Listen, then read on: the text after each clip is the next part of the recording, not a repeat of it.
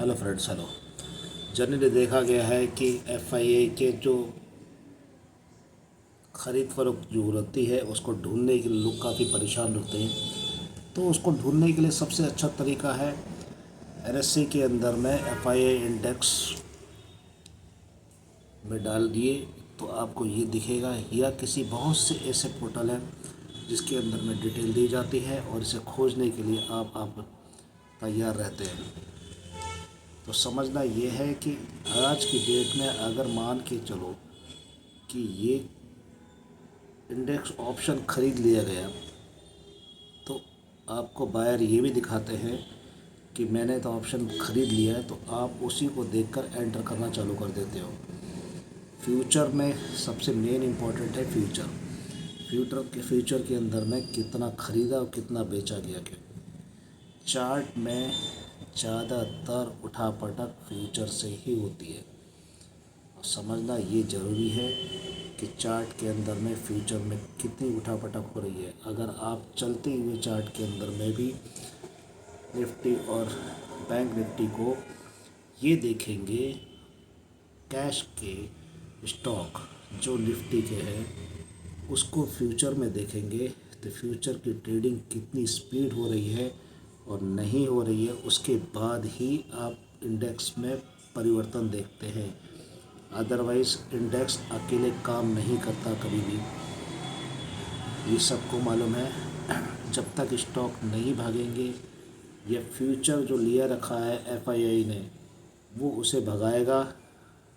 और दूसरी तरफ एक और बात, ऑप्शन भी ले रखे हैं उसने। ऑप्शन में तो काटेगा, कब कटेगा? जब फ्यूचर को उड़ा देगा वो। ये फ्यूचर धीरे से वक्त के साथ में फ्यूचर को बढ़ाएगा। ये दोनों तरफ की ट्रेड करते हैं, लॉन्ग शॉर्ट दोनों उठाते हैं ये। और जब जब देख लेते हैं कि हमें वहाँ तक लेके जाना है, मान लो 10 नंबर तक हमें लेके जाना है, तो 10 नंबर में ऑलरेडी शॉर्ट कर रखा होता है, 10 नंबर पहुँचते ही उड़ा दिया जाता है। दूसरी बात कि अगर आप सिंपल सी बात ये सोचेंगे कि मैं 200 मूविंग एवरेज को सपोर्ट और रेजिस्टेंस के रूप में देखूंगा, तो ये काफ़ी हद तक आपके फ़ायदे का सौदा होगा। 200 मूविंग एवरेज बहुत इम्पोर्टेंट एवरेज है।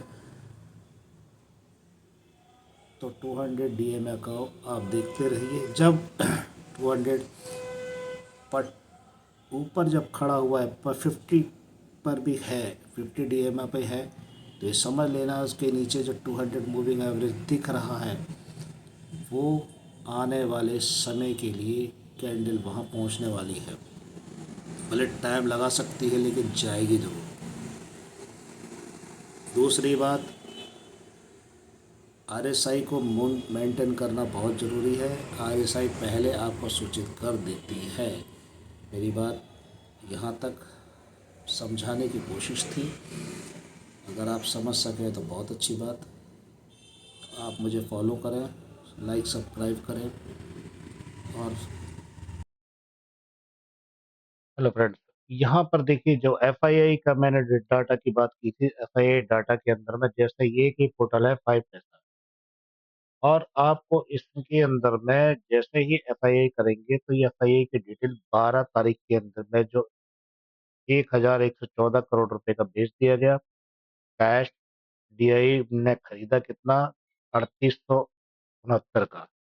और एफआईआई फ्यूचर जो है ये है -658 का। एफआईआई ऑप्शन के अंदर में 6300 का खरीदा बेचा गया। ये तो हो गया डेली। अब आप मंथली डाटा को देखेंगे। डाटा मंथली इसीलिए देखा जाता है कि हमें अनुमान रहता है कि अभी तक कितना बेच दिया गया। दिसंबर के महीने में 19,000 का कैश बेचा अभी तक, 17,000 का नवंबर में बेचा, अक्टूबर में 2,000 का बेचा। यहाँ कैश में देखिए 39,000 खरीदा गया दिसंबर में, 77,000 खरीदा गया है, और 52,000 अक्टूबर में खरीदा गया। फिर इसके अंदर में डीआई ने लगातार ये देखिए पूरे प्लस में खरीद रही है। फ्यूचर के अंदर में देखा जाए तो जहाँ बायर का 12,000 दिसंबर में बेचा, नवंबर में कम बेचा, 9,000, 4,000 अक्टूबर में लिया। मतलब ये मान के चलिए पिछले डाटा के अंदर में सबसे ज्यादा जुलाई में बेचा गया और 12,000 अब बेचा गया है दिसंबर के अंदर में। और अगर हम लास्ट जनवरी का डाटा देखें, पिछले जनवरी के अंदर में, कि अगले महीने करना क्या चाहते हैं, समझने की बात है ये। अगले महीने क्या करना चाहते हैं, अगले महीने मतलब कहने का मतलब है जनवरी के अंदर में हम देखें अगर लास्ट 24,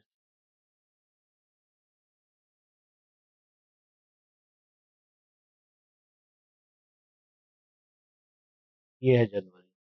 जनवरी में 17,025 में, जनवरी 25 में 17,000 का डाटा था इनका सेलिंग का। और क्या नाम है, जनवरी 25 के अंदर में ऑप्शन के अंदर में भी बेचा गया था, पीआई बराबर खरीद रहे थे, तो इनका टोटल जनवरी के अंदर में सेल था सब 87,000 कैश का सेल था। और अक्टूबर 24 में 1,14,000 का सेल था। तो आगे भी उम्मीद कुछ ऐसी है कि ये बेचते रहने की उम्मीद है। ठीक है।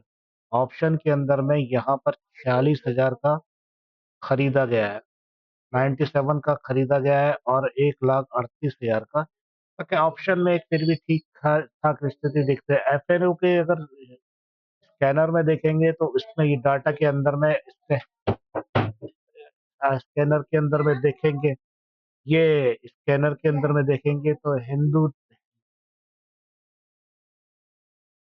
यहाँ पे अगर हम देखेंगे तो आपको एफएनओ स्कैनर में देखो, एफएनओ के स्कैनर में जो बहुत ज्यादा अच्छे स्टडीड है, जो उसी समय एट ए प्रेजेंट में जो तेजी से भाग रहे हैं, तो कौन कौन से एफएनओ के अंदर में है, ये सब चीजें आपको इस पोर्टल पे और भी मिलती हैं। और इसी तरह से आप हीट मैप देखेंगे तो हीट मैप की पोजीशन ये देखिए, ये हीट मैप है मार्केट के अंदर में जो चल रहा है, कौन सा हीट मैप कितना परसेंटेज बढ़ रहा है, कितना घट रहा है, यहाँ पे सब चीज आपको नजर आना चालू हो जाएगी। तो बैन में कौन है इस वक्त, बैन में कौन है, कौन नहीं बैन में है, ये देखिए। यहाँ पर स्टॉक अंडर बैन के अंदर में बंधन बैंक और ये फ्यूचर इंटरडे, फ्यूचर इंटरडे के अंदर बिल्डअप होता है, कितना बिल्डअप हो रहा है, कितना नहीं बिल्डअप हो रहा है फ्यूचर इंटरडे के अंदर में, ये जानकारी भी यहाँ पर पूरी की तरह से तेजी से मिलती रहती है। जिसके कारण में एफआईए इंडेक्स के अंदर में, एफआईआई इंडेक्स के अंदर में जो परिवर्तन कर रहे हैं, वो कुछ परिवर्तन यहाँ से आना चालू होता है। समझना बहुत इंपॉर्टेंट है, यही नहीं कि चार्ट सपोर्ट रेजिस्टेंस तो इम्पोर्टेंट है, सपोर्ट रेजिस्टेंस इम्पोर्टेंट है। सबसे पहले आरएसआई को इम्पोर्टेंट है, आरएसआई को अगर आप समझ लिए तो शायद इन चीज़ों की जरूरत भी नहीं पड़ेगी। आरएसआई को समझने के लिए मेरे टीम के साथ साथ आप साथ चलें, तो आपको पता चलता रहेगा। मैं एक अभी तक कोशिश कर रहा हूँ कि सब कुछ आसान हो, लोगों के पैसे बर्बाद ना हो फीसों में। इंडेक्स कंट्रीब्यूशन, अब इंडेक्स के अंदर में देखो, इंडेक्स में कितना कंट्रीब्यूशन किसने दिया, बेसिक चीज, ये सब इस इंडेक्स के ही है। अब कितना कंट्रीब्यूशन दे रहे हैं इंडेक्स के अंदर में, यहाँ यहाँ पर ये चीजें पता चल रही हैं। किसने कंट्रीब्यूशन अभी तक नहीं दिया है, आईटीसी ने बिल्कुल नहीं दिया, सन फार्मा ने नहीं दिया, एशिया एशियन पेंट ने कोई खास नहीं दिया, कितना कितना परसेंटेज माइनस में रहे, ये सब आपको यहाँ पे दिख रहा है। अब रही बात India VIX versus index, index की कहानी कुछ ऐसी है जैसे निफ्टी जो है, निफ्टी की रेंज ये है और इंडिया विक्स की ये है। तो इंडिया विक्स लगातार नीचे है, निफ्टी ऊपर था। ठीक है, इंडिया विक्स जब जब ऊपर होगा, देखो, ये जब जब ऊपर होगा तो इसकी पोजीशन क्या आ गई, 25,800। इंडिया विक्स 10 पे चल रहा था, तो यहाँ पे 25,000 आ गई। अब ये यहाँ पे पहुंच गया, ये कितना पहुंच गया, 26,000 इंडिया विक्स नीचे। पर इंडिया विक्स जब जब हाई होगा, जब तक मार्केट के अंदर में थोड़ा सा हमें दिक्कत होने चालू हो जाती है। इंडिया विक्स हाई होते ही थोड़ा सा हमारा ट्रेंड नीचे की तरफ आना चालू हो जाएगा। एफएनओ मोमेंटम के देखेंगे, एफएनओ मोमेंटम वही जो एफएनओ के अंदर मोमेंटम होता है, एफएनओ के शेयर, फ्यूचर इन्वेस्टमेंट जो इंडेक्स के नहीं है, एफएनओ के हैं। एफआईआई इंडेक्स, बाकी मैंने ये बता ही दिया आपको एफआईआई इंडेक्स में। सबसे ज़्यादा आप क्या देखना चाहेंगे कि सबसे ज़्यादा मोमेंटम जिसके अंदर में आ रहा है। सबसे ज़्यादा मोमेंटम देखने के लिए आपको यहाँ पर जिस तरह से निफ्टी के अंदर में मोमेंटम आ रहा, ये है निफ्टी। निफ्टी का चार्ट है, जैसे मैंने बताया था कि निफ्टी के चार्ट में आरएसआई को आपको देखना होगा। जनरली क्या होता है कि लोग क्या करते हैं कि जंप लेने जैसे ही भागता है वो जंप ले लेते हैं।